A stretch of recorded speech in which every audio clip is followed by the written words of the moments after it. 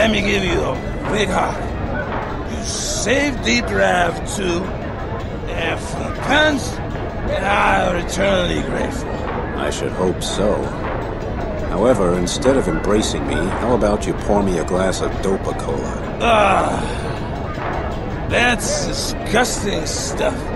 You should knock back a hangman's blood. I'd sooner give a Lyopleurodon a hug. Well, maybe just a small glass. Honky tonk. You're a man. Hey, speaking of which, I met a strange guy. A kind of priest. He's hanging out in front of the museum, blabbering about Chinese gods. Is he talking about slime creatures out there? Disgusting. I don't know, but I'll find out. Thanks, Brewmeister. No, thank you, Flint. And when it's all over, bring your pals by and it'll be drinks on the house. Thank you, Deadeye. Have you heard? The squids are closing in. You arrived on the Creole Girl, right? They're gonna have plenty of trouble with those squids. So, monsters aren't enough. There also have to be a bunch of puss-eating crawlers led by a charismatic idiot and a freaked-out, power-hungry ex-military officer lusting for a freaking satellite. Punch, old buddy, I don't even know where to begin. Well, I'm not a strategist, but it seems to me if you just start shooting, you're bound to hit something that deserves it. I think I'll answer this call on my beeper first. Time to talk to Commander Forelli at the Federation Hall. Flight Commander, the situation here is a mess. Speaking of which, I just met that cute professor and her mass of hair. That'd be Charlotte Gilmore. Yeah. She thinks these squids, what she calls the old ones, have a kind of smaller observers, like scouts. We need to stay on the alert, with a finger on the trigger. Thanks, Lisa. And hey, if we get out of this mess, I'm gonna buy you a dinner. Wow, the boss as a human being. I remind you of your promise, Flint. What's new, Commander? We've got an army of squids of all sizes on our radar. The first wave has already arrived, and Ivan King is requesting reinforcements.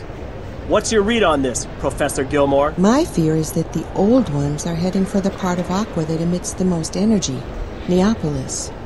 Parts of their bodies are based on silicon instead of carbon, and that's why they need pressure and heat to keep those long-chain silicon molecules stable. Well, whatever the reason, Lady Prof, this is big trouble. That's not all. Don't forget Mad Sam and his killer gang. Commodore Sewell, ex-Commodore Sewell, has a deadly ally in him. They're causing panic in Neopolis. The devil shows his hand, and the armies of the night converge on Neopolis. I didn't know you were a poet, Flint. You bet, sweetheart, as long as I don't have to rhyme. The night is in and around us. Then I suggest we fight for a few rays of sunlight. So, the military leader of Neopolis is also a bard. Well said. So far, it seems as if the crawlers have a new strategy. They've split up and are marauding near Neopolis. Their flagship, the Magma Eater, seems to be firing indiscriminately. But there have been some water intrusions, and we have had a number of fatalities. Flint, paralyze the Magma Eater, but don't destroy it. Once you've got her dead in the water, get hold of the new weapon they're carrying. It's some kind of energy weapon, a scalar howitzer. Look at this strange edifice. Memories of past centuries rest here. It's like an enormous brain, where oblivion slowly closes in. I heard you know something about the squids. Squids? You gasbag. They are gods. Old, mighty, furious gods. Their leader, the great and glorious Typheus, will soon appear. Hey, put a cork in it, okay? Do you have anything useful to say or not? What about these small, gods? The Shaks? They are heralds and constant companions. They are guided by leaders known as Head Shaks, who guide the armies of Typheus with their powerful minds.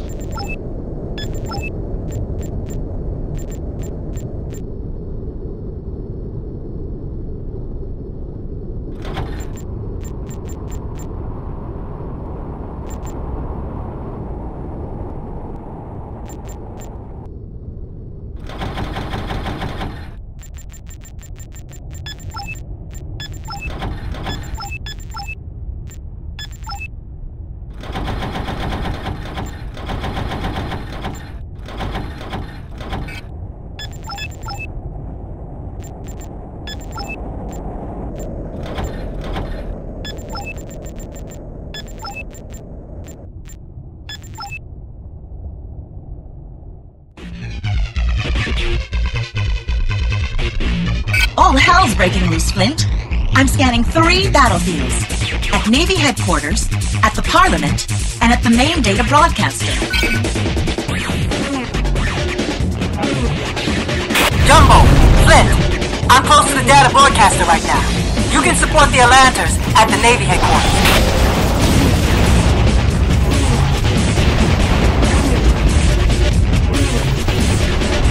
Flint, we need you and your team at Navy headquarters.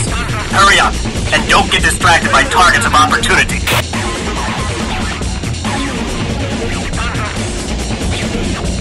We should go to Navigation Point 1 for now.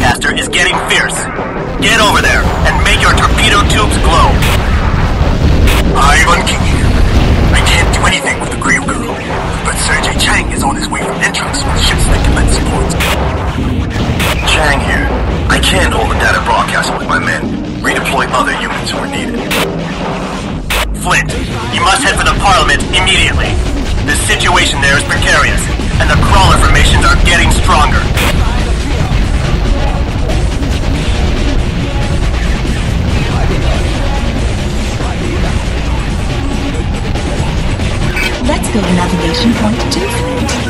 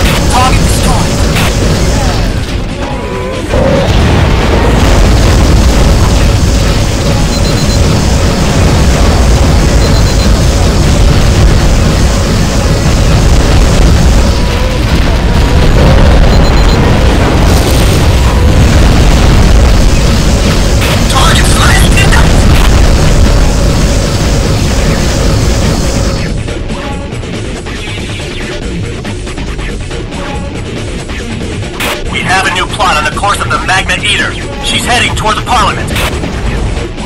Ivan King. The Creole girl is on its way, so hang on. We'll make that fat crawler steam a sweat blood.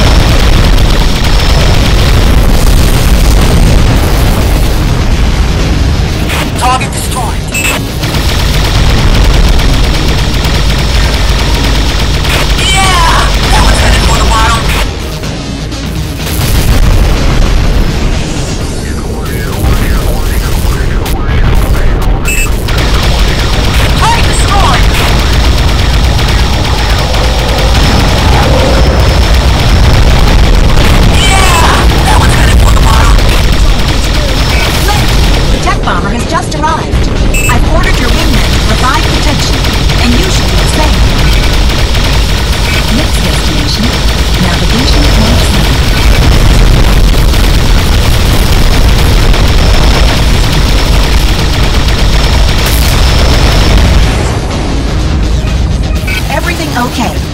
The tech bomber has docked at the Magma Eater. They're going in.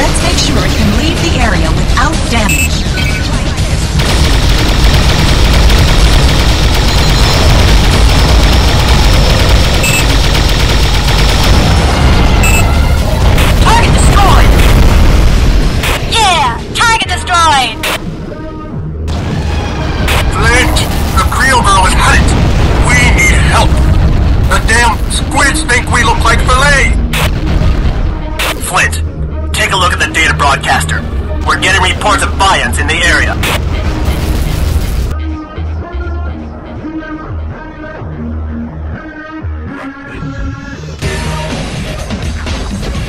Check that out.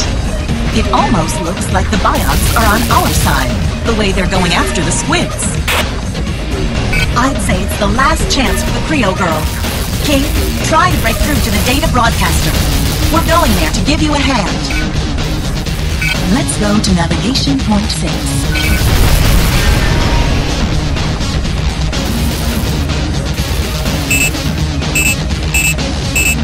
Who would have ever thought one day I'd owe my life to the Blacklands?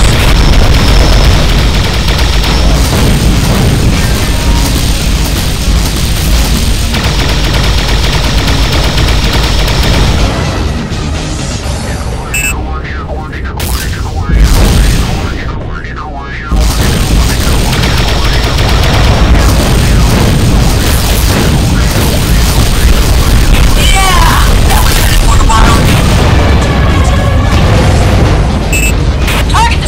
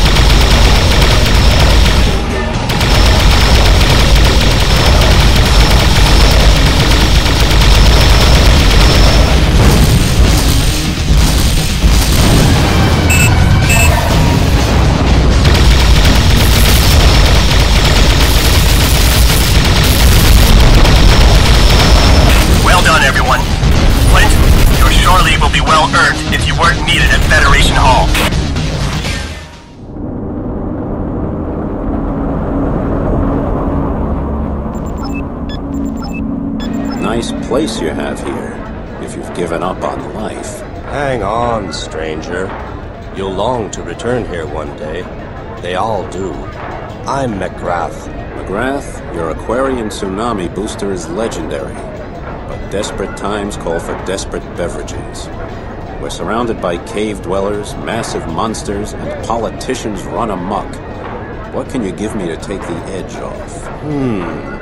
The perfect drink would bring the brain to a standstill and keep it idling indefinitely. Let me think. The end of the world is knocking at the door. Hurry up. I've got it. This clear liquid is a gland secretion from the Vampirotoithus infernalis, the vampire squid, which lives in the hot vents in the Pacific. If I add just a few drops of scopolamine, your consciousness will bounce, then drift into a trance full of dreams. McGrath's oasis of the foaming peace awaits. Asante-san, thank you again that I was allowed to fight with the Radiant Man. You were quite charming, Princess. How about the two of us go a few rounds in a different kind of fight? Good grief, Flint. If testosterone was absorbent, you could dry up the whole Pacific. Well, I suppose we should thank God you weren't in a duel of wits. But still, you did give it your best, and you have my eternal thanks. You may also be interested to know that there have been some startling developments. What the hell hasn't been startling? Hell, if you can top that last battle, you win a prize. We have a new ally. They have the cold heart of a politician, the dark soul of an advertising executive, and they're as black as a miner's lungs. I'm speaking, of course, of the Bionts. Ta-da! Bunch of crap. What? Take a look at the main screen. 3 days ago, the Bionts made contact with us. It was a computer voice, no human modulation. Ghost-like, monotonous. They recognized the enormous threat to Aqua from the Old Ones and offered us their help. As a concession, they wanted a ceasefire so they could operate without opposition on the expectant battlefield near Neapolis. Well, I don't trust those brain-connected beasts at all. The government of Neapolis is crazy. We've talked it over with El Topo, and he thinks we ought to at least give it a try. We're not in any position to reject an alliance, and if it proves to be a trap, we've still got you. Well, you know what I think? I think we're making a disastrous mistake. Not a whoops mistake, like when you shoot the wrong guy, but the kind of mistake that could mean the end of Aqua. Flint, that's not the only news. A few weeks ago, I had the chance to explore the caverns of the Continental Slope on my own. The analysis of the data I collected revealed what these monsters are and where they're coming from.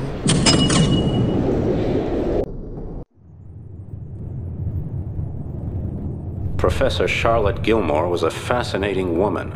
She had researched the continental slopes of the tornado zone in her explorer ship, Nunnet, and now presented us with the results. She showed us the entrance to a world of caves, where a 500-year-old culture of technology and terror lurked.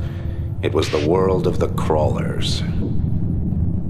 The legends of the tornado zone spoke harshly about the crawlers. It was said they lived without light, using biological and chip implants, turning themselves into hideous patchwork fiends. They attacked stations, travelers, cargo ships, always leaving destruction in their wake, but no trace of victims on the battlefield. That gave credence to the legend that the crawlers were cannibals. Revolting and dangerous man-eaters wallowing in sediment. Gilmore had more guts than all of us put together. Alone, she'd explored the caves and tunnels of the crawler's world, pushing deep into the Earth's core. She showed us the way into that hell, and we could hear the screams of tortured victims reverberating with the grunts of their tormentors. When I saw the pictures, I had only one reaction. I wanted to see the crawlers dead, their colony of darkness and ruins, their grotesque forms spasming in a boiling and bloody sea. I wanted to look in the eye of their boss devil, Mad Sam Cahonen, and show him the darkest part of Deadeye Flint's soul.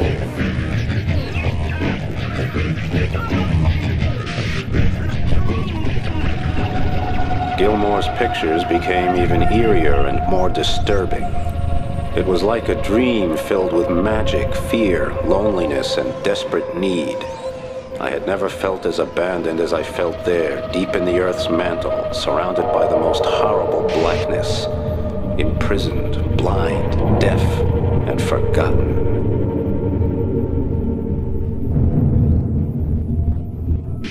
From the remains we were looking at, the ancient civilization clearly had not lived underwater. Those caves had been dry as a bone right up until the South Pole melted. Gilmore claimed she was on the trail of a civilization that had ruled the surface 12,000 years ago. She believed they had retreated deeper and deeper into the crevices of the Earth, but she didn't know why. They took their energy from a mysterious source of inexhaustible power, she said, and they must have come into contact with powerful intraterrestrial beings. The Atlantides, as Gilmore called them, lived in worship of their monstrous gods, called Old Ones in the most ancient of the surviving manuscripts. But the gods they worshipped were devils, and their worship led to the rule of torment and fear. At some point, the Atlantides managed to lure their monstrous gods into the gigantic subterranean caves, turning them into prisons. The legendary city of Bathopolis was said to lie down there, at the edge of the deepest point on the planet. Gilmore, sweet and crazy Charlotte, said we would find the entrance to the inner Earth of the Atlantides there. This inner world was said to be a giant hollow sphere with its own sun, a fairy tale paradise even more beautiful than the surface world of old. Me, I had an absolute belief that the core of the Earth was full of fluid metals, its massive nickel-iron nucleus powering the good old dynamo we call the magnetic field.